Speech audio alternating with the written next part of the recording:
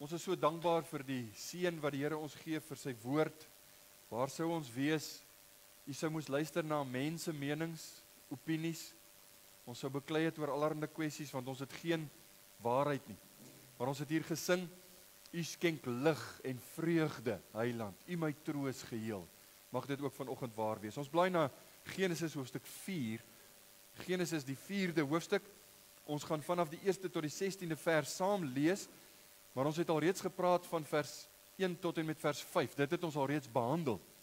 So vanmôre gaan ons vorder tot en met vers 16. Dis 'n redelike groter gedeelte in die lig van die hoeveelheid versies wat ons al baie minder versies as dit al hanteer, maar vanoggend vorder ons tot en met vers 16, die verhaal van Kain en Abel, en ons praat met u oor die sonde van Kain. U onthou dat ons gepraat het oor die twee lyne, die lyn van die slang, die saad, die nageslag van die slang, en die lyn of die nageslag van die vrou. Daar is twee groepe mense, vandag nog steeds op aarde. En nou volg die Bybel hierdie twee, en 'n bietjie meer gefokus nou op Kain, maar daar is die twee seuns waarvan vertel word. Van al die ander seuns word daar vertel van hierdie twee seuns. Dis die twee lyne. So vir die doel, lees ons Genesis 4, vanaf vers 1 tot en met vers 16. In die ou vertaling klink dit so. En die mens het sy vrou Eva beken, en sy het swanger geword en Kain gebaar en gesê, ek het 'n man verkry met die hulp van die Here. Daarna het sy ook sy broer Abel gebaar. En Abel het 'n skaapherder geword en Kain 'n landbouer. En na verloop van tyd het Kain van die vrugte van die land aan die Here 'n offer gebring. En Abel het ook van die eersgeborenes van sy kleinvee gebring, naamlik van hulle vet. En die Here het Abel en sy offer genadig aangesien, maar Kain en sy offer nie aangesien nie. Toe word Kain baie kwaad, en hy het sy hoof laat hang. En die Here sê vir Kain, waarom is jy kwaad? En waarom, verskoon tog, en waarom laat jy jou hoof hang? Is daar nie verheffing as jy goed doen nie? En as jy nie goed doen nie, die sonde lê en loer voor die deur, en sy begeerte is na jou, maar jy moet daaroor heers. En Kain het met sy broer Abel gepraat, en toe hulle in die veld was, het Kain teen sy broer Abel opgestaan en hom doodgeslaan. Toe sê die Here vir Kain, waar is jou broer Abel? En hy antwoord, ek weet nie, is ek my broer se wagter? En hy sê, wat het jy gedoen? Die stem van die bloed van jou broer roep na my van die aarde af. Daarom sal jy vervloek wees, ver van die grond wat sy mond oopgemaak het, om die bloed van jou broer uit jou hand te ontvang. As jy die grond bewerk, sal dit sy vermoë aan jou nie meer gee nie. 'n swerwer en 'n vlugteling sal jy wees op die aarde. Daarop sê Kain vir die Here, my skuld is te groot om dit te dra. Kyk, u verdryf my nou uit die land uit, en ek moet my verberg vir u aangesig. 'n swerwer en vlugteling sal ek op die aarde wees, en elkeen wat my kry, sal my doodslaan. Maar die Here sê vir hom, daarom, as enigeen Kain doodslaan, sal dit 7voudig gewreek word. En die Here het 'n teken gegee aan Kain, sodat enige een wat hom kry, hom nie sou doodslaan nie. Ons lees tot daar in die onfeilbare woord van die Here. Verskoon tog, vers 16 moet nog daarby kom, né? Ek het nou een versie te vroeg opgehou. Vergewe tog. Toe gaan Kain weg van die aangesig van die Here, en hy het gewoon in die land Nod, aan die ooste kant van Eden. Dis waar ons skriflesing eindig. Mag die Here die oordenking daarvan ook seën. Kom ons vra dat die manne staan, dan bid ons saam, ons vra dat die Here met ons sal praat.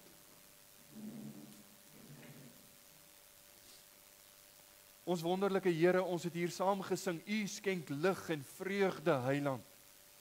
En ons wil vanoggend in aanbidding voor U buig, omdat ons besef, U is die enigste een wat waarlik lig is. U bewoon ontoeganklike lig. U alleen is heilig. Ons wil saam met Maria, terwyl sy 'n lofsang tot U gerig het in Lukas 1, het sy gesê, U barmhartigheid is van geslag tot geslag vir die wat U vrees. Ons wil U naam groot maak, omdat U arm, kragtige dade gedoen het, omdat U guns betoon het aan die wat U vrees. Ons is vanoggend bymekaar om te kom luister na U woord. Dit is U lig in ons lewe. Dis die bron van wysheid, waardeur ons kan lewe, waardeur ons kan wandel.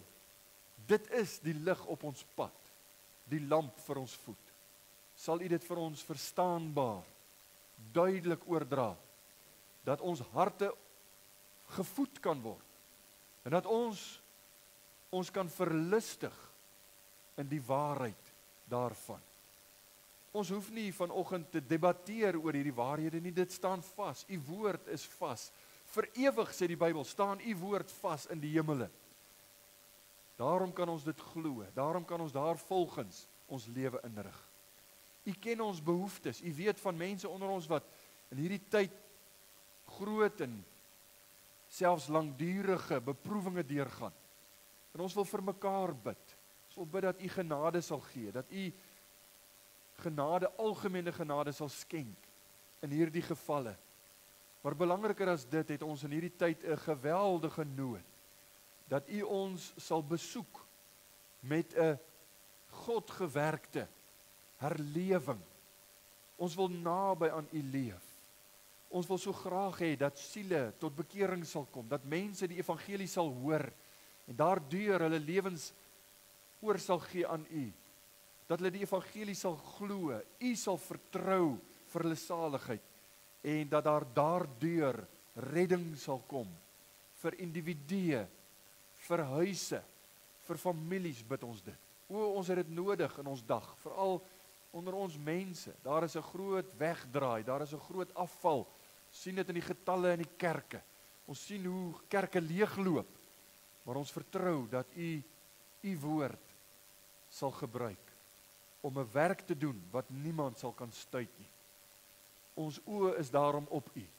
Kom ontmoet ons vanoggend, Here. Seën ons hier by mekaar tot lof en eer van U naam. Amen.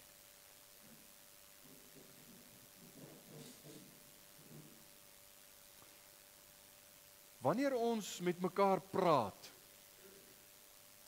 dan sê jou gesig baie, jou gelaatsuitdrukkings, veral die oë. Daarom is daar uitdrukkings wat sê, jou oë is mos die vensters van jou siel, sê ons baie keer. Want as jy ou in die oë kyk, dan kan jy baie keer sien of hy die waarheid praat, as jy hom goed genoeg ken.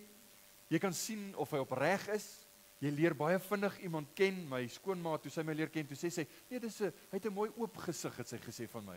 Dis mos maar 'n uitdrukking. Hy lyk ten minste eerlik. So ek hoop daarom, nou laat sy my goed ken, glo sy ek is eerlik. Maar dit is op jou gelaat. En ek is een van die ouens wat nie my gemoed kan wegsteek nie. Iemand is nie baie lank met my in gesprek nie, dan kom hulle agter daar's fout of waaroor is jy opgewonde of wat ook al, want dit wys op my gelaat. Ek dink dis 'n baie groot deel van ons kommunikasie nie waar nie. As ons nou deesdae in die tegnologiese eeu het ons nou WhatsApp wat ons rondstuur en saam met die WhatsApp, nadat dit nou 'n bietjie gevorderd geraak het, het ons iets wat ons ken as emojis. Dis 'n Engelse woord, ek weet nie of wat is die Afrikaanse eweknie nie, maar dit is 'n laggesiggie of 'n hartseer gesiggie of 'n wat ook al, gesiggies wat 'n bietjie emosie toon aan dit wat ons sê. Dis nie net 'n klomp woorde nie, daar word 'n gesiggie saamgestuur. En die naam kom van emosie af, né? Want jy wil jou emosie te kenne gee. Jy wil te kenne gee, en dis 'n moeilike ding met 'n boodskap op 'n selfoon, maar jy wil ten minste vriendelikheid of hartseer of wat dit ook al is, te kenne gee. Ons sien iets daarvan in ons verhaal vanoggend. Afgesluit met vers 5, waar daar gesê word, toe word Kain baie kwaad, en dan die volgende woorde, en hy het sy hoof laat hang. Dis 'n vertaling wat iets sê van sy hele houding. Sy hoof het gehang, Dit was duidelik sigbaar. Hy is nie gelukkig nie. Dit was sigbaar. Dis wat die Bybel vir ons oordra. Hierdie woord, sy hoof laat hang, word vertaal, in die 2020 vertaling sê hy was te neergedruk. Hy was donker. Sy gemoed was nie lekker nie. Jy kon sien, jy kon dit agterkom. Nou wil ek vanoggend met u praat oor die sonde van Kain. Dis die tema. Maar ek wil vir u baie duidelik wys, as ons van vers 6 tot 16 bestudeer, dat daar iets te sê is, en die Bybel wil ons leer, oor die sonde in Kain se hart, in sy lewe, want ons, soos wat Kain en Abel, almal word in sonde ontvang en gebore, maar dit het 'n vaste plek gekry in sy gemoed, in sy hart, en daar is 'n definitiewe progressie te sien in hierdie volgende verse. Hoe sonde hom oorgeneem het, en hom laat optree het, na gelang van dit wat aangegaan het, in sy gemoed. En dis dieselfde in u en my lewe, ons gaan daarby, dis 'n ou stuk geskiedenis, dit was aan die begin, kan jy amper sê, maar dis nog presies dieselfde in u en in my geval. Die gemoedstoestand, dit wat ons beleef, as ons sonde 'n vaste plek gee daar, dan gaan dit 'n mag word, wat ons oorneem, en wat jou dinge laat doen, wat jy, miskien, en ek het dit al baie van mense gehoor, laat dink na die tyd, ek weet nie wat met my aangegaan het nie. Dis hierdie saak. So, hierdie is 'n gedeelte, wat handel oor sonde. Dis 'n donker gedeelte. Maar die Here se genade is groot, en ons gedeelte begin met 'n genadige optrede van God. Ek wil dit vir u wys. Vers 6 is nou waar ons vanoggend begin. Dis nou nadat Kain se gemoed donker is, né? Sy hoof hang. Die Here sê vir Kain, waarom is jy kwaad? En waarom laat jy jou hoof hang? Het is wonderlik dat die Here hom nie net wegstoot nie. Dat die Here hom nie se muur afskryf. Onthou, dis die lyn van die slang, ons gaan dit vir u wys. Maar dat die Here hom nie se muur afskryf en geen kans gee nie, wegstoot nie. Nee, hy word genadiglik aangespreek. En in die volgende woorde van God, terwyl hy die vraag vra, en ons gaan net nou iets sê oor hierdie vraag, dis nie omdat God nie weet nie, hy wil hom konfronteer, maar nou gee God genadiglik, selfs vir Kain, 'n weg terug na hom toe. Kyk na die woorde van vers 7, die A gedeelte. Is daar nie verheffing as jy goed doen nie? So God vra vir hom, Kain, hoekom is jy so donker? Hoekom hang jou hoof? Wat letterlik beteken, almal kan sien jy is kwaad, daar is fout. Hoekom is dit? En dan sê hy vir hom, is daar nie verheffing as jy goed doen nie? Wat sal die goed doen beteken? Is die Bybel besig om te verkondig dat ons nou met goeie werke die Here kan behaag? Is dit wat hy sê? Nee, die goed doen sal letterlik beteken, soos Abel in geloof na God toe gekom het, en daaroor het ons verlede week gepraat, soos Abel in geloof, in gehoorsaamheid tot God genader het, so moet jy ook, dit sal goed doen beteken in hierdie konteks. Hy sê vir Kain, daar is vergifnis, daar is herstel, as jy in geloof na God toe kom. Is daar nie verheffing, as jy goed doen, die woordjie verheffing, jou aangesig sal letterlik, soos wat die Hebreëus sê, jou kop sal opgetel word. Jou aangesig sal opgetel word, daar sal lig kom, daar sal, jy sal aanvaar word by God, jy sal onmiddellik iets ervaar, iets positief. Is daar nie verheffing as jy goed doen nie? En die feit is, vriende, dat God se uitnodiging tot saligheid is vir alle mense daar. God se uitnodiging tot saligheid is selfs vir die grofste sondaar altyd daar. En dis niks vreemd nie. Dis hoekom jy in die Bybel, hoeveel maal die uitnodiging van God se kant af hoor. Kom na my toe. Ons sing liedere. Ek dink aan liedboek 493. Jesus neem die sondaars aan. Bring aan almal hierdie tyding. Ons sing Halleluja lied 175. Kom tot u Heer met al u verdriet. Kom nou na hom wat redding u bied. Hy het sy bloed vir sondaars vergiet. Hoor na sy roepstem, kom. Vers 2 sê, kom sondaars, almal. Hy roep u, kom. Dis die gedagte van God wat alle mense nooi om te kom. Daar's 'n Engelse lied wat so mooi die woorde, nou dit is, u weet ek is lief vir die ou Engelse hymns. Ek ken hulle nie almal. Daar's baie van hulle wie se wysies, daar's 'n webblad wat hulle vir jou lekker speel, so dan kan jy so 'n bietjie saam sing as jy hom min of meer ken. Maar die diepte daarvan, die teologiese waarhede wat daarin is net soveel meer as die meeste van ons Afrikaanse liedere. Luister na die Engelse lied. Come ye sinners, poor and wretched, weak and wounded, sick and sore. Jesus ready waits to save you, full of pity and power. He is able, he is willing. Doubt no more. Wat sê die lied? Kom in geloof. Kom na die Here toe. Dis 'n bestaande uitnodiging. Dis 'n uitnodiging deur die eeue. Hierdie uitnodiging weer klink aan alle mense oral. Bekeer jou, glo in die Here Jesus en jy sal gered word. Vertrou op hom. Jou aangesig sal verhef word. Dis nie die woorde van die Bybel. Jy sal genade vind. So die algemene roeping is daar. Altyd. Vir alle mense, oral, ook vir Kain. God, ek dink hy het dit so beskik. Jy gaan sien daar is 'n toebroodjie vanoggend. Genade. En dan praat ons oor die sonde van Kain en dan is daar weer 'n stuk genade aan die einde wat ek net vinnig mee gaan afsluit. So ons gaan kyk na 3 hoofgedagtes oor die sonde van Kain en ek wil hê jy moet die progressie raak sien. Die eerste gedagte is sonde lê en loer. Sonde lê en wag soos 'n leeu in die gras. Die gedagte van lê en loer is hy wag om te spring. Hy wag om aan te val. Sonde lê en loer. Saam met God se uitnodiging kom daar 'n waarskuwing in vers 7. Is daar nie verheffing as jy goed doen, het ons al oor gepraat. En dan sê die Here vir hom, en as jy nie goed doen nie, die sonde lê en loer voor die deur en sy begeerte is na jou. Maar jy moet daaroor heers. Vir die ouens wat oplettend Bybelstudie doen en wat daarvan hou om merkies te maak, hier is die eerste gebruik van die woord sonde in die Bybel. As jy by Genesis 1 vers 1 begin lees, kom jy by Genesis 4 vers 7 voor jy die eerste keer sonde, die woordjie sonde raakloop.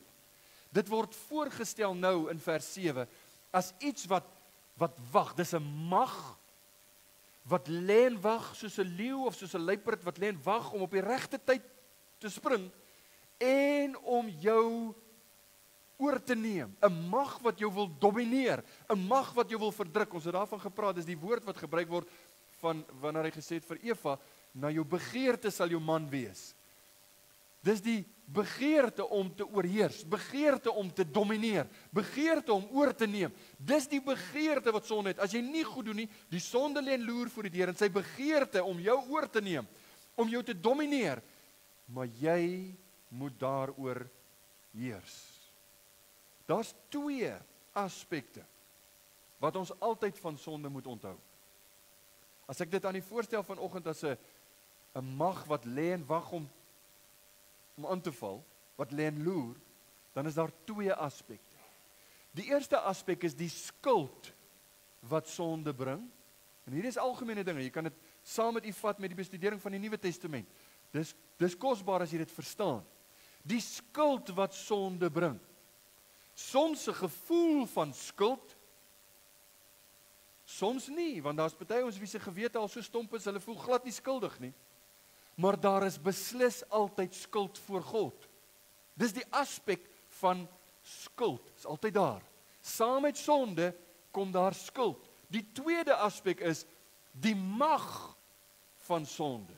Die oorheersende mag, die greep wat dit dan uitoefen in my lewe. Sonde het 'n manier om jou in die hande te kry en sy mag op jou af te forceer sodat jy later nie kan beweeg nie. Jy word vasgedruk. Dis die skuld en die mag. Nou weer eens die ou skrywers van liedere, die ou manne, in hierdie geval Augustus Toplady, met die ou bekende Rock of Ages, Cleft for Me, het hierdie beginsel verstaan. Hy was 'n goeie teoloog, want hy skryf, be of sin the double cure. En dan noem hy die twee, skuld en die mag van sonde. Save from wrath, dit beteken vrymaak van die skuld by God, and make me pure, praat hy van die mag wat sonde in ons lewe uitoefen. Nou hier is die beginsel. As sonde jou beet kry, as jy op een of ander manier sonde doen, en ek weet, almal van ons kan sê, goed, jy het my, wat dan? Dan staan jy skuldig voor God, maar nou vir alle mense, nie net ongeredde mense, die kinders van God ook, sonde se mag wil jou vat en oorheers. Het julle geweet, sonde, nou ons is nie nou besig met studie te doen van sonde nie, dit kan ons op 'n stadium doen as die Here wil en ons kom daarby. Sonde is 'n lewende entiteit in die opsig dat dit bly nooit alleen nie. Hy groei. Hy word sterker want hy wil sy hou vas, hy wil sy greep, hy wil die verdrukking, die mag in jou lewe wil eintlik oorneem. En daarom is dit so waar. Jonges moet mooi luister. Die duiwel wil net hê, ag, probeer dit net. Wat is nou so erg? Dit is mos nou nie asof iemand gaan seer kry nie. En almal doen dit in elk geval. Die eerste keer as jy dit doen, gee jy hom 'n vasdrapplek. En dan begin die mag oorneem. Daarom sê Alexander Maclaren, een van die ou bekende kommentators, hy sê, when once a man has done a wrong thing, it has an awful power of attracting him and making him hunger to do it again. En dan sê hy, it is a great deal easier to find a man who has never done a wrong thing than to find a man who has only done it once. Ek daag jy uit. Vra 'n bietjie rond, dink aan jou eie lewe. Daardie sonde wat jy mee worstel, daardie sonde wat, wys vir my iemand wat dit nog net een keer gedoen het. Het gebeur nie, nee. Want die oomblik as jy hom toelaat, dan neem hy oor. En dan raak dit 'n probleem, dit raak 'n mag in jou. Die oomblik wat ons sonde laat inkom, het ons 'n mag in ons, wat ons moet beveg. En God se woord aan Kain was, die sonde lê en loer. Die sonde lê en loer. Hoe dwaas is dit nie, om in sonde te ploeter nie. Hoe dwaas is dit nie, om te sê, ag, en dan gebruik hulle versies om te sê wat die vers eintlik nie sê nie. Die Bybel sê mos, beproef alle dinge, maar behou die goeie. Lees net die versie verder, ja. Maar hoe dwaas is dit nie? Dis soos, laat my altyd dink aan toe ons kinders was. Ons mag nie swem nie, so ek gaan nie swem nie, ek wil net so 'n bietjie in die vlakwater speel. Gaan jy droog bly? Nee. Dit is onmoontlik om die plesier van sonde te ervaar en die gevaar van sonde vry te spring.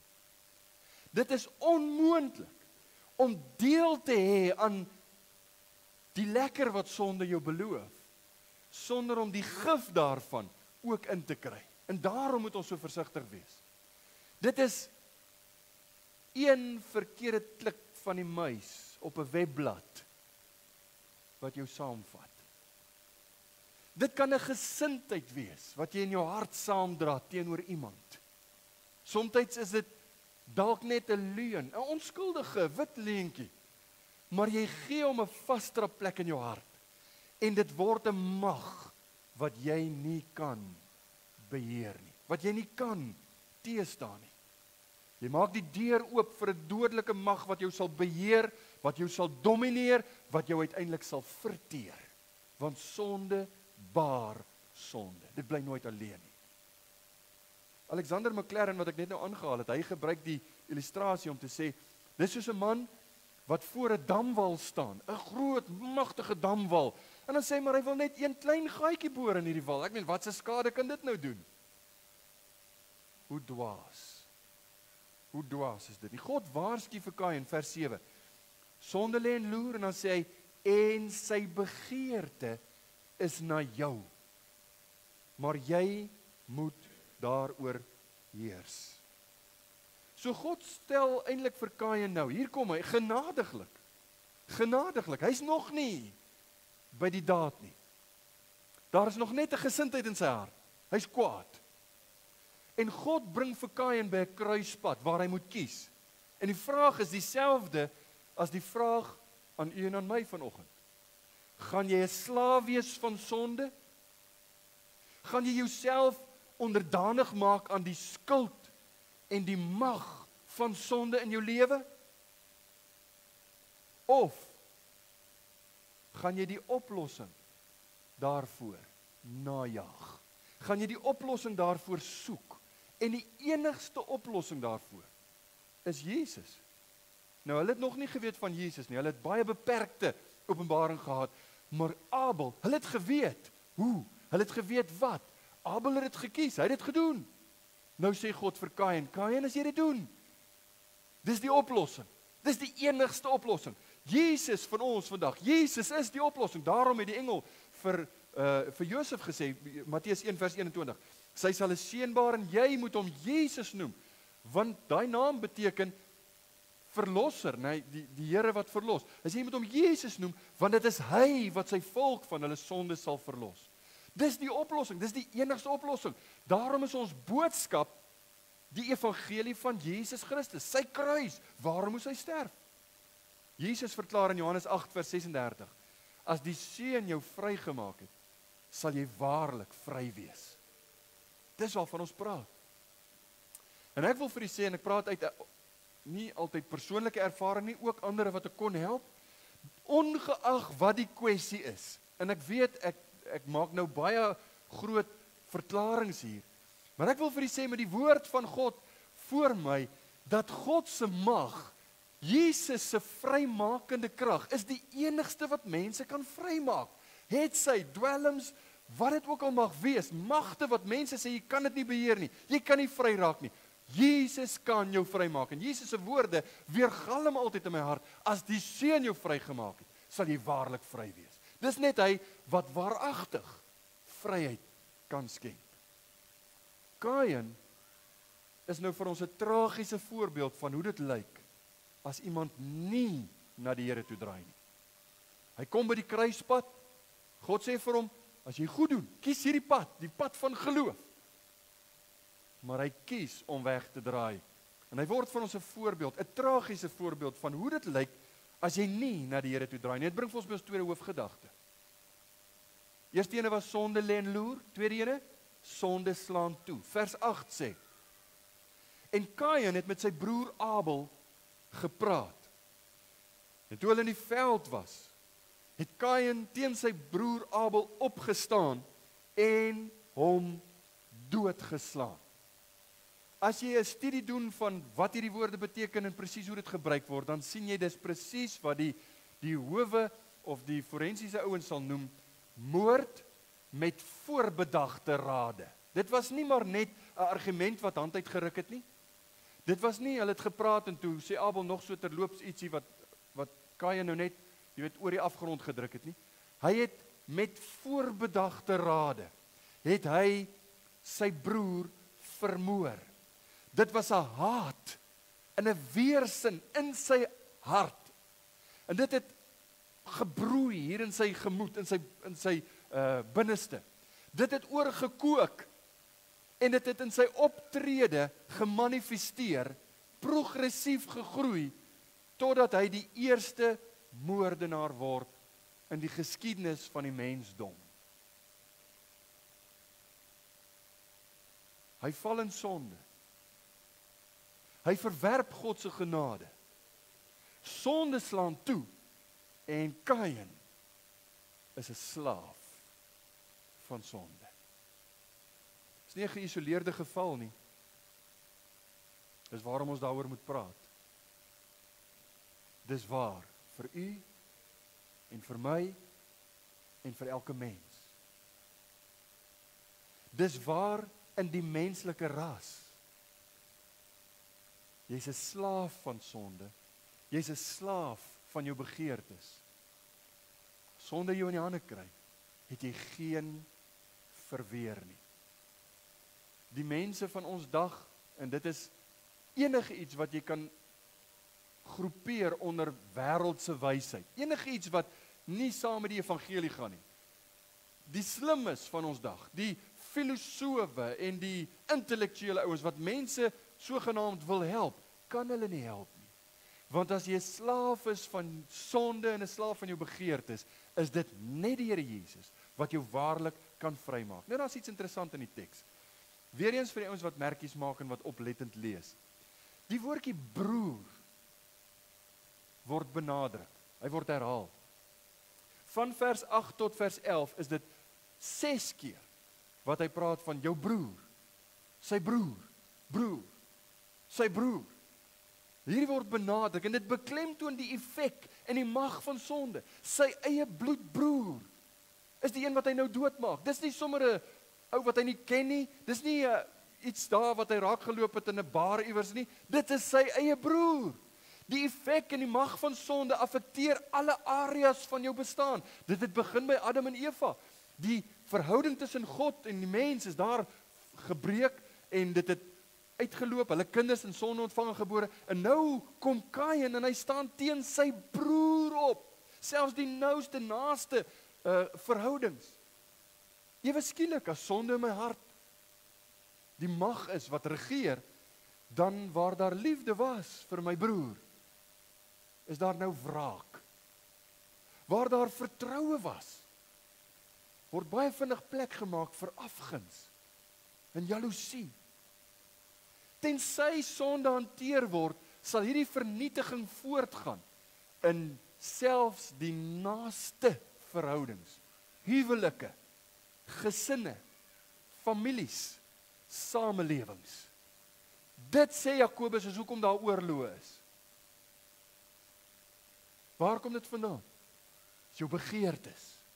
Dis die mens se natuur.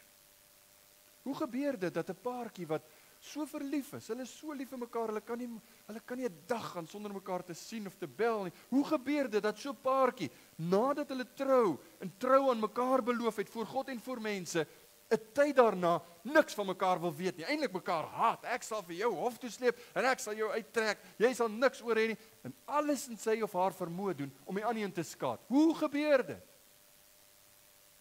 Hier lê die antwoord, vriende. Dis wanneer sonde in jou lewe 'n mag word wat jou dinge laat doen en jy besef ek kan nie hierdie toems meer vashou nie. Ek kan nie meer beheer uitoefen nie. Daarom kom God genadiglik en hy waarsku. As jy dit nie hanteer nie, gaan dit jou lewe oorneem. Die enigste manier om sonde te hanteer is die kruis van Jesus. Menslik is daar geen antwoord daarvoor. Menslik geen oplossing.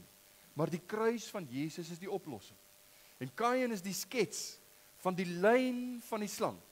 Die mens wat God se regering verag, die mens wat God se gesag verag, die mens wat God se woord verag, die mens wat rebelleer teen die Here.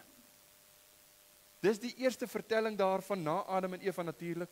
Dit gaan voort in die geskiedenis. En in 'n klein boekie kort voor Openbaring lees jy in Judas vers 11, waar Judas, dis die halfbroer van die Here Jesus, waar hy skryf, en hy praat eintlik oor valse leraars, maar die beginsel is presies dieselfde. Hy sê, hulle die weg van Kain bewandel. Want 'n valse leraar se eienskap is, dis iemand wat die waarheid ken, maar hy kies om dit nie te preek nie, hy kies om dit nie te verkondig nie, hy kies om valshede na te jaag, want dit hou vir hom groter voordele in. Hy wil dit hê, hy soek sekere dinge, en daarvoor sal hy letterlik lieg van die kansel af.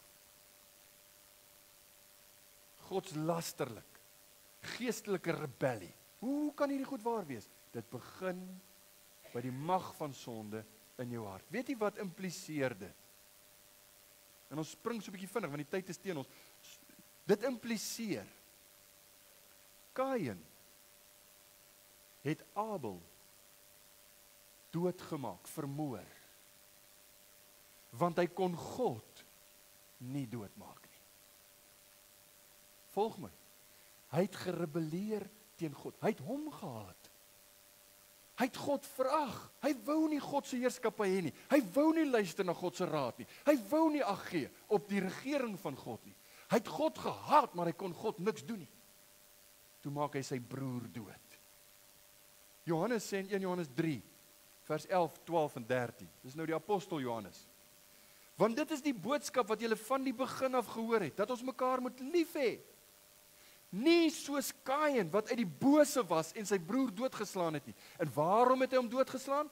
Omdat sy werke boos was en die van sy broer regverdig. Maar nou moet jy oplet na Johannes se toepassing. Hy verwys na Kain.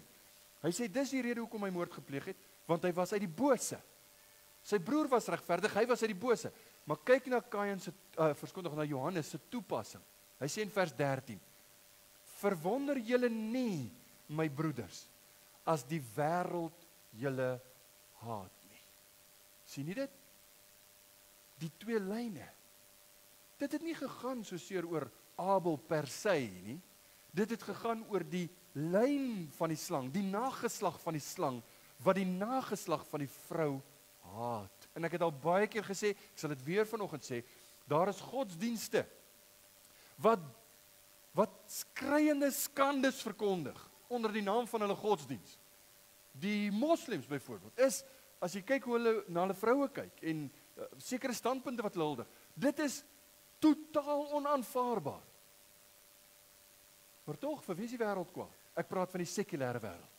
Hulle is kwaad vir hierdie Christene wat altyd so homofobies is en wat so dit en vrouens verdruk en hoekom is dit so? Hier lê die wortel, hierso lê die begin. Dit het aan die begin so gewerk, dis vandag nog steeds dieselfde. Hulle haat God. Daar's 'n stryd tussen die nageslag van die vrou en die nageslag van die slang. Daar's 'n stryd tussen lig en duisternis. Kain het Abel in die veld doodgemaak. Weg van ander se oë. Broers en susters. Pa en ma. Hy het hom in die veld doodgemaak, want hy het gedink niemand sien hom nie. En tog is daar een hoofletter wat altyd alles sien. So ons lees in vers 9, die A gedeelte. Toe sê die Here vir Kain: Waar is jou broer Abel? Hy het nou die daad gepleeg. Waar is jou broer Abel? Nou dink terug saam met my aan die vraag wat die Here vir Adam en Eva gevra het in die tuin. Dit was nie omdat God onkundig was nie. Dit is nie omdat hy nou feite wou inwin soos wat ek moet doen as ek my kinders stout was, want ek nou eers uitvind wie wat gedoen en wat het hier gebeur nie.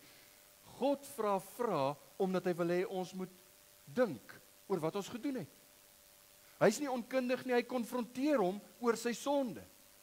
Maar Kain se antwoord, God vra, waar is jou broer Abel? Let op Kain se antwoord. Sy antwoord openbaar dat sonde nie nou meer net loer by die deur nie. Sonde het nou 'n plek gekry in sy hart en jy kom dit agter in sy optrede, jy kom dit agter in sy woorde, hoe hy met God praat. Hy sê: Ek weet nie, is ek my broer se wagter? Half definitief nie 'n vrees of 'n eerbied vir God nie. Die progressie is eintlik baie duidelik. Dis half uittartend wat hy antwoord. Sy gewete is reeds afgestomp. Dit wat hy gedoen het, het iets in sy lewe veroorsaak. Hy het sy eie bloedbroer vermoor en hy word iemand wat niks voel nie. Wat niks voel nie, wat nie eers bloos nie. Dis wie Kain is. God antwoord in vers 10. Hy sê: Wat het jy gedoen? Die stem van die bloed van jou broer roep na my van die aarde af. In die Engels, in baie van die Engelse vertalings, ek weet nie presies watter nie, ek het nou nie gaan kyk nie, maar ek dink dit is in die King James wat hy praat van the bloods, meervoud. En dit verwys letterlik, die verklaarder sê, dit verwys nie net na Abel se bloed nie, maar almal wat deur die geskiedenis van die mensdom nog, of wat deur die loop van die mensdom nog vermoor sal word, want ons is nou aan die begin, ons kyk terug wat vermoor is. In hierdie stryd tussen die saad van die vrou en die saad van die slang. Dit kan ook wees as gevolg van die, sê sommige, manier waarop hy hom doodgemaak het, of hy hom teen die kop geslaan het, of keel afgesny het, of wat hy gedoen het, weet ek nie. Hier is ons nou 'n bietjie 'n gruwelike prentjie, maar sommige sê die hoeveelheid bloed ter sprake maak ook dat dit dalk bloods meervoud vertaal kan wees. Jesus praat met die godsdienstleiers in Matteus 23 vers 35 en hy sê vir hulle, sodat oor julle kan kom al die regverdige bloed wat vergiet is op die aarde, die regverdige bloed wat vergiet is op die aarde. Van die bloed van die regverdige Abel af, tot op die bloed van Sagaria, die seun van Beregia, wat julle vermoor het tussen die tempel en die altaar.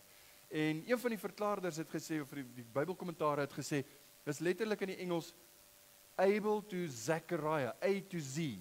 So dis, hy dek net die hele alfabet om te sê, almal wat julle vermoor het, al die regverdiges wat julle vermoor het, hy praat met die godsdienstleiers, hy praat met die dominees van sy tyd.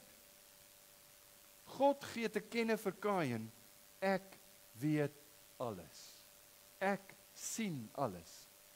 Heel moontlik het hy sy broer begrawe, nadat hy hom doodgemaak het. God sê vir hom, die bloed van jou broer, roep na my. Ek weet dit. Hebreërs 4 vers 13 sê, daar is geen skepsel onsigbaar voor hom nie, maar alles is openbloot voor die oë van hom met wie ons te doen het. Jy kan nie net iets vir God wegsteek in die grond nie. Jy kan dan nie eers jou eie gedagtes vir die Here wegsteek nie. Hy ken ons deur en deur. Hy sien alles. Hy weet alles. Ons het daaroor gepraat by die bidure. God is alwetend en hy weet Kain moet dit weet. Nou Abel se bloed is net die forensiese bewyse dat daar onreg gepleeg is. Daar's bewyse. En dit vereis dat daar 'n skuldige moet wees. 'n Vonnis moet gevel word. 'n Oordeel moet nou plaasvind. Sonde kan nie net gelaat word nie. Ek wil net vir u sê, hoe vertroostend is dit nie, om te weet dat God alle ongeregtigheid sien. Ek wil u bemoedig. Ek wil u nie bang praat nie, want u weet dit. Hy sien alles wat ek verkeerd doen. Maar ek wil u bemoedig deur te sê, God sien alle ongeregtigheid. En alle onreg sal geoordeel word. Van die Christene wat vervolg word in die Arabiese lande, vandag nog steeds meer as ooit tevore, wat letterlik met hulle bloed hulle geloof moet seël. Ja, tot die onreg by die kantoor. Wanneer kinders van God oorgesien word, verdruk word, miskien minder of 'n meerdere mate, een of ander slegte ding moet ervaar, as gevolg van die feit, dat ons dikwels moet sê, ek gaan nie deel hê daaraan, ek kan dit nie doen nie. Jy weet, dis nie wat die Here van my verwag nie, ek kan nie so lewe nie. Tot en met die boelies by die skool, God weet van alle onreg. Alistair Payne sê oor hierdie gedagte, thank God that the death of an innocent person cannot be hidden from him. That he hears the cry of the murdered unborn. Dan praat hy van die aborsies van ons dag. God weet, dis onskuldige bloed. Thank God that he knows that his people suffer, even if it never makes it into the media. For their blood cries out to him, even in a world where many, quite literally, get away with murder. But in God's will, ultimately, there will always be justice. Dis 'n bemoediging vir die kinders van die Here. Dis 'n vreesaanjaende gedagte vir die ou wat God nie ken nie, vir die Kains. So die eerste gedagte is sonde lê en loer. Tweede, progressief, sonde slaan toe. Bring ons by die derde gedagte, die derde en die laaste gedagte. Sonde word veroordeel. Ons kyk na vers 11 en 12a. God praat met Kain. Wat het jy gedoen? Ek weet van jou broer. Ek het gesien wat het jy gedoen. Daarom sal jy vervloek wees. Ver van die grond wat sy mond oopgemaak het om die bloed van jou broer uit jou hand te ontvang. Vers 12a. As jy die grond bewerk, sal dit sy vermoë aan jou nie meer gee nie. Net eers tot daar. Nou dis 'n Bybelse en 'n baie regverdige beginsel wat hier neergelê word en wat tot vandag toe nog steeds behoort te geld in die howe van ons dag. Dit geld ongelukkig nie, maar dit behoort te geld. Die straf moet evenredig wees aan die misdaad. Die straf moet pas by die misdaad. Kain was 'n landbouer. En weet mos, hy het nou met vrugte en hy het die grond bewerk. Abel was die skaapherder of die herder van skape. So Kain was afhanklik van die grond. Iets wat skrikwekkend hier is, maar tog waar is dat dit die eerste keer is wat 'n mens vervloek word. Het jy dit opgemerk? Selfs Adam en Eva was nie direk vervloek nie. Daar was 'n gevolg van die sonde, maar die slang was die Satan was direk vervloek as jy. Maar hier word die eerste keer vir 'n mens gesê, vervloek, daarom sal jy vervloek wees. Presiese woorde in ons vertaling. Daarom sal jy vervloek wees. Sien jy wat hier gebeur het? Hy is nou die nageslag van die slang. Dis nou duidelik. Besef jy dat wanneer jy jouself oorgee aan sonde, wanneer jy gewilliglik saamwerk met een of ander ongeregtigheid, wat dit ook al mag wees, dan is jy die nageslag van die Satan self. Jesus se woorde is baie duidelik. Julle het die duiwel as vader en die begeertes van julle vader wil julle doen. As jy behaai het in onreg, as jy behaai het in leuns, dan bewys jy jouself as die nageslag van die Satan self. Dis 'n verskriklike gedagte, né? Die onmiddellike vloek is, God sê die vonnis, jou werk gaan nie meer opbrengste lewer nie. Hy het groot geword as iemand wat nou moes werk. Ek weet nie op watter ouderdom het hy al begin werk nie. In ons dag, jy skop die kinders uit die nes uit as hulle so klaar gestudeer het of vroeg 20s, dat jy sê nee, nou is dit om tyd om op jou eie te gaan. So wanneer was dit in Adam en Eva se huisgesin so? Ek weet nie, seker die dag toe hulle groot genoeg was om 'n esel te ry of te vang. Ek weet nie hoe het hulle bepaal. Van vandag af moet jy nou maar self gaan werk nie. Maar Kain moes werk en hy moes die grond bewerk. En die grond het opbrengs gelewer. Die grond het vir hom gesorg tot hier. Nou sê God vir hom, die grond gaan nie meer vir jou sorg nie. Dis die eerste deel van sy vonnis. Tweede deel, vers 12b. 'n swerwer en 'n vlugteling sal jy wees op die aarde. Oral waar hy gaan, sal die grond waar hy sy broer in begrawe het, die grond waar sy broer se bloed verspil is, die grond wat hom versorg het tot op hede, die grond gaan hom veroordeel en hy gaan 'n gevangene wees, al is hy vry. Daar's nie tronkdeure nie, maar hy's 'n gevangene, want die oordeel pas by sy misdaad, by sy daad. Nou die implikasies van hierdie vonnis word uitgedruk in sy reaksie, en dan ook verbasend, die genade wat God vir hom gee. Sy wanhoop is duidelik in vers 13 en 14, daarop sê Kain vir die Here, my skuld is te groot om dit te dra. Kyk, u verdryf my nou uit die land uit, en ek moet my verberg vir u aangesig. 'n Swerwer en 'n vlugteling sal ek op die aarde wees, en elkeen wat my kry sal my doodslaan. So ek wil hê jy moet oplet, hy kla hier, hy sê, dis te erg. Ek dink dis onregverdig. Dit wat u nou doen, ek kan nie dit verdra nie, dis te veel vir my. Kan ek 'n tree terug staan? En ek wil hê jy moet die volle prentjie sien. Dis 'n belangrike saak. As jy dit verstaan, gaan dit vir u baie help in die geestelike lewe. Kain is nie gepla oor die vonnis nie. Die vonnis wat vir hom nou te swaar is nie iets wat hom dryf na, dit grief my dat ek dit gedoen het. Ek moes nooit my broer doodgeslaan het. Dit wat vir hom te swaar is die effek wat dit op hom het. Want dit is nou nie meer vir my lekker nie. Hy kla oor die gevolge van sy eie sonde.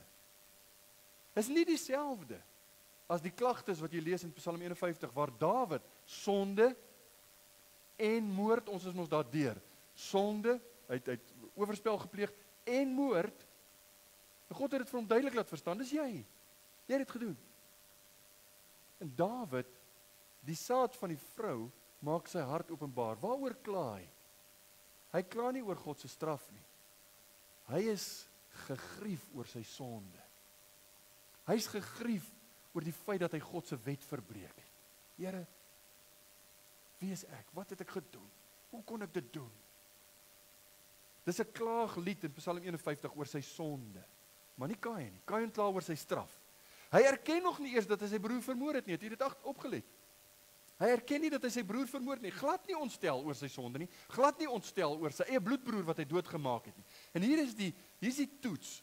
Hier is die toets wat ek vir u wil wys, wat maak dat jy kan amper sonder enige twyfel kan 'n lyn trek. Nou, is hierdie ou gered? Is hy weergebore of is hy net 'n goeie mens?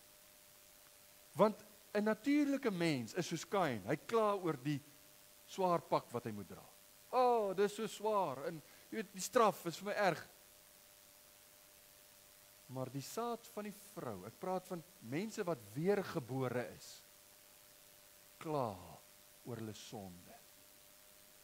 Jou sonde grief jou. Nie die straf nie, die sonde. Jy sien dit dikwels wanneer jy jou kind 'n pak slaag gee. En dit vat gewoonlik 'n tydjie om hulle daar te kry waar hulle regtig verstaan wat hulle gedoen het. Die pak slaag maak seer, dis waaroor hulle huil.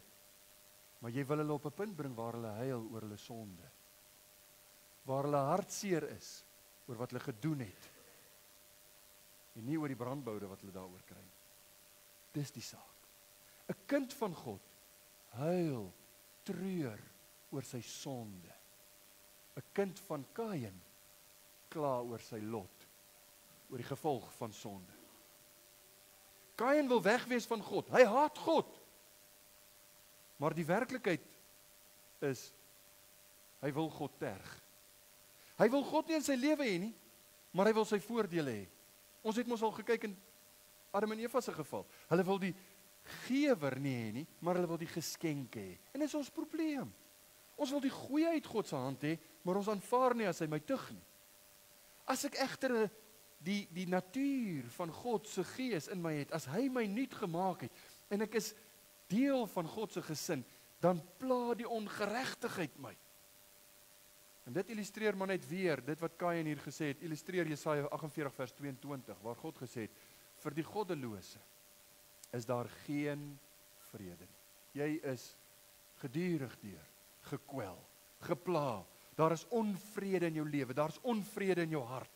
Jy sal nêrens rustig wees. Dis die ding wat mense die meeste soek in ons dag, is vrede. Kan ek nie maar net vrede kry nie?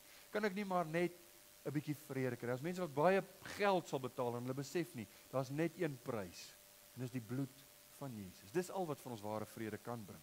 Die laaste woord kom van God, en dis 'n woord van genade. Weer eens, ek het vir u gesê, is hierdie toebroodjie. In vers 15 het ons gelees, maar die Here sê vir hom, daarom, as enigeen Kain doodslaan, sal dit 7voudig gewreek word.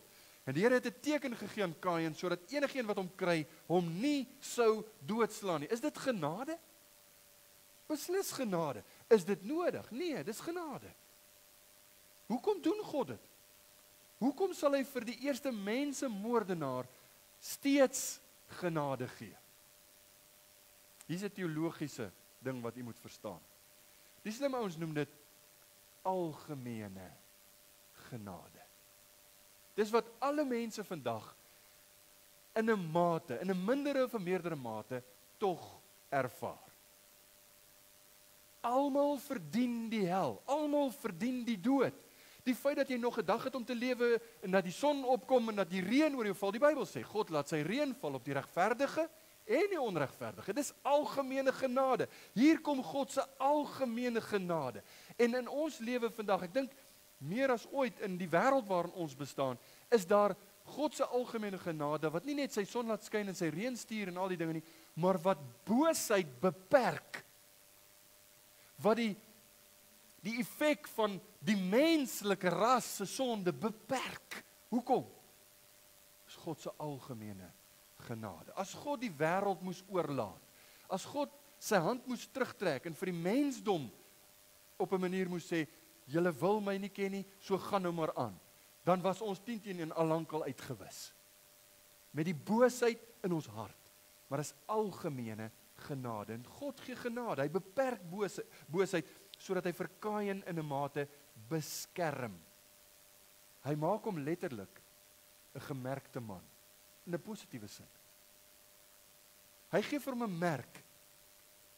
Enigeen wat Kain doodslaan, sal dit 7voudig gewreek word, en die Here het 'n teken gegee aan Kain. 'n Teken, wat was die merk? Dis baie ouens wat nou wonder, wat gaan die dominee nou sê oor hierdie ene? Wat was die merk wat Kain gekry het? Was dit dalk sy vel? Ek is geneig om te dink, aangesien die Bybel in hierdie verhaal baie maak van sy gelaat, sy aangesig.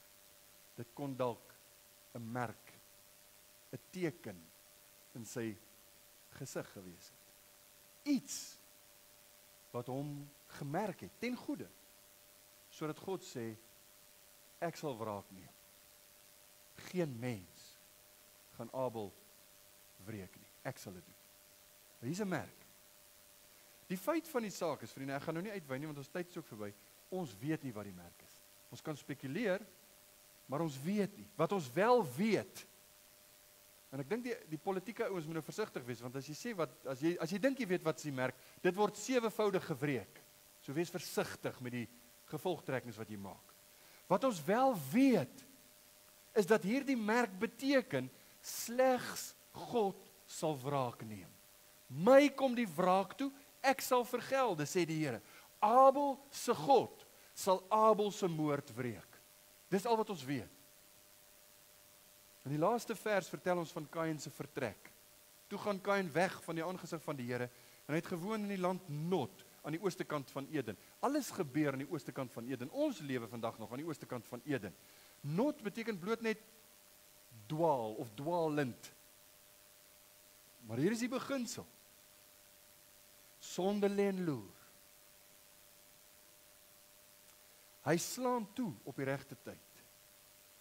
As jy daai sonde nie uitsluit en dit beveg en na die Here toe vlug op sy manier nie, dan sal sonde jou in die hande kry en jy gaan gevonnis word. Dit skei jou van God.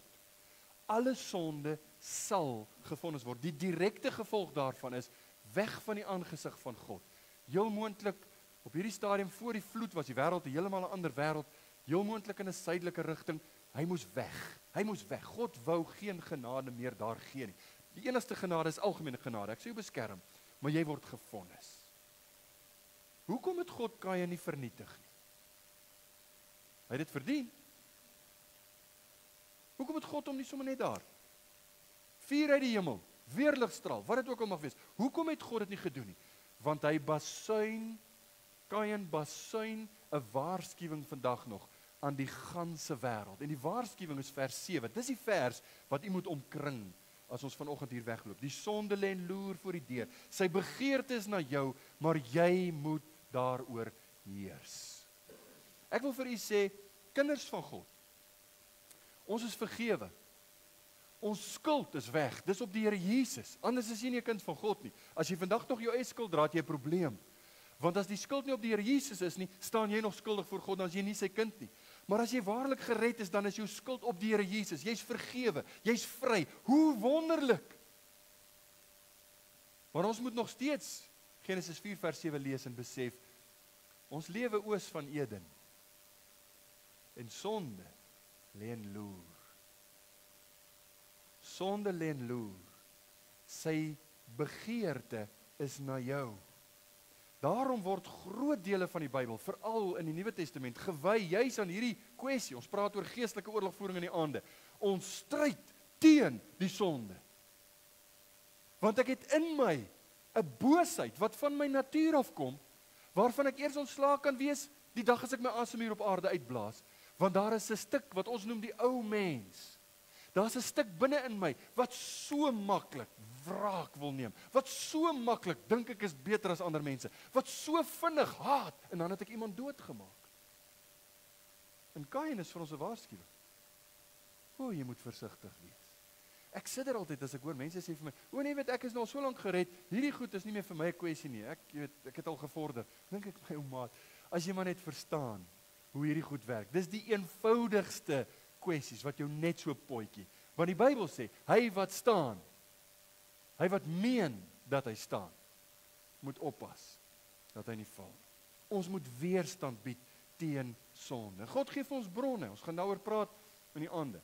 God gee vir ons die Heilige Gees, baie abstrakt, maar hy's daar. Hy woon in sy kinders. God gee vir ons die Bybel, baie dik boek, maar hy het alles wat ons nodig het sodat ons heilig kan leef. Maar dan gee hy vir ons kinders van God baie meer. Dis die drie hoofsaaklik, die drie bronne wat die Here vir ons gee. Die Heilige Gees, die Bybel, ander kinders van God.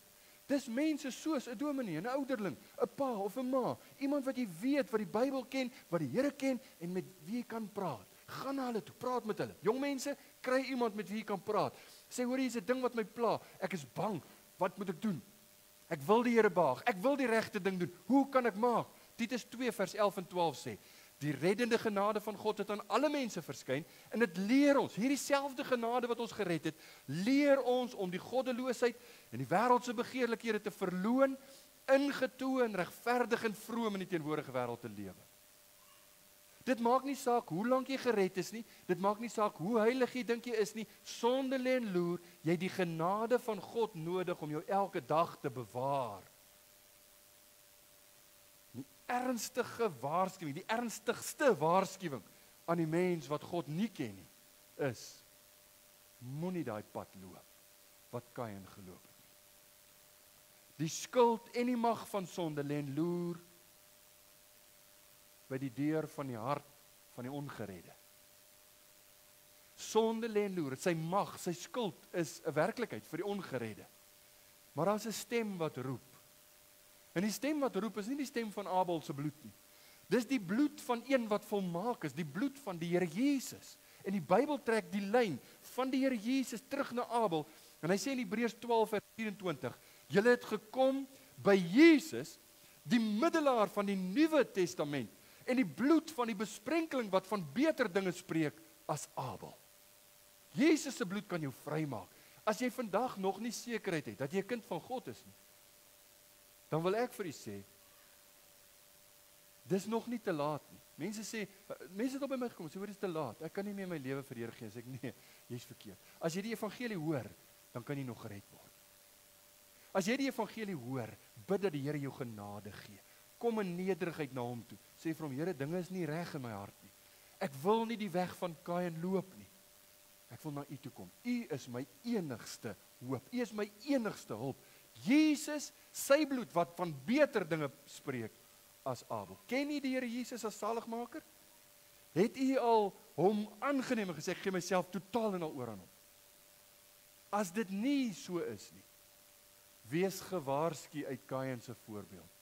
Dis 'n gevaarlike afdraande pad. En hy kan enige oomblik eindig. En God se boog is gespan. Psalm 7 sê, en hy mik op die goddeloses.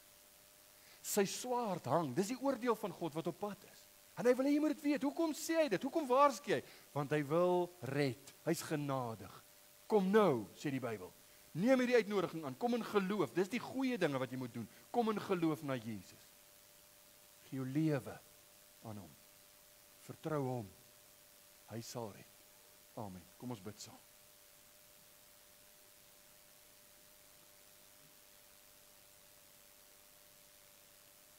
O Here, ons wil U wy ons hele lewe. Ons besef vanoggend dalk opnuut hoe nodig ons U het. En hoe ontsettend belangrik dit is. Dat ons nie ons eie kop sal volg of goeie raad, wêreldse raad sal volg nie. Maar dat ons so gou as moontlik by die kruis by Jesus sal uitkom. En dat ons hierdie saak eens en vir altyd sal skik. Ons het U nodig. Ons kan sonder U nie lewe nie. Sal U ons help, sal U ons genadig wees. Baie dankie vir die kruis. Dankie vir die voorbeeld van Kain, 'n ernstige, duidelike waarskuwing. Maar bo alles, dankie vir genade.